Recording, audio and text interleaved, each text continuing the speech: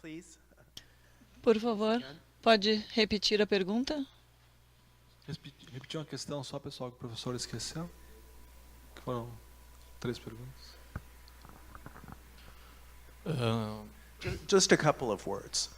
Acabou pulando a minha vez, mas a gente faz a pergunta. Primeiro, acho que devo parabenizar por este evento, a Unicinos, professor Delton, a todos que fizeram acontecer, né, e também pela disponibilidade do professor Daniel de ter vindo aqui no Brasil e neste evento para conversar com a gente. Meu nome é Diogo, eu trabalho na prefeitura, sou coordenador municipal de proteção e defesa civil, né, um dos coordenadores que atua nas ações que envolvem as 3 fases de um desastre, né, o pré, durante e pós-desastre. A gente tenta fazer essa gestão, né, é tudo muito novo ainda em termos de defesa civil no Brasil. Também sou estudante da Universidade Federal do Rio Grande do Sul, no programa de pós-graduação de urbanismo, de planejamento urbano. E a dúvida que eu trago aqui, que eu gostaria da sua opinião, é em relação ao planejamento urbano, né, às políticas públicas, em relação ao governo, de que se o papel do direito ele poderia minimizar os desastres diante a má gestão do poder público, né, diante aquilo que, como o senhor comentou, de colocar conjuntos habitacionais ou colocar pessoas em áreas de risco. A ciência hoje ela já mostra que aquela área é uma área de risco. A gente não está mais naquele tempo de eu não sabia.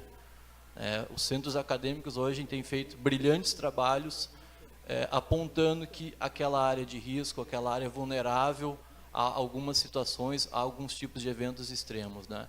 E o poder público ele vem ignorando ou não se apropriando ou tratando isso de forma como se não fizesse parte do mundo dele, gerando danos ao meio social, né? Então, que é o caso em questão é o desastre, que nada mais é do que um evento extremo impactando no meio social, alterando, parando, fazendo com que ele mude, né? Então, a minha pergunta é se, do teu ponto de vista, o direito conseguiria contribuir para minimizar os danos causados pelo poder público, na forma como conduz um planejamento urbano ou como conduz a criação de normas e regras para que a sociedade exposta naquele local deixe de ser tão vulnerável a alguns eventos extremos.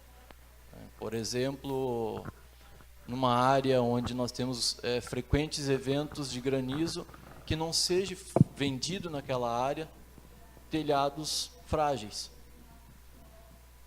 Tem ciência, tem engenharia que já constitui meios para que aquela comunidade, que aquela ciência do telhado não seja tão frágil para aquele evento extremo, né? Ou que naquela área onde o rio, a cada 5, 10, 100 anos, ele utilize da sua planície de inundação, não se coloquem casas e muito menos casas para populações de baixa renda, que a gente chama aqui no Brasil de conjuntos habitacionais.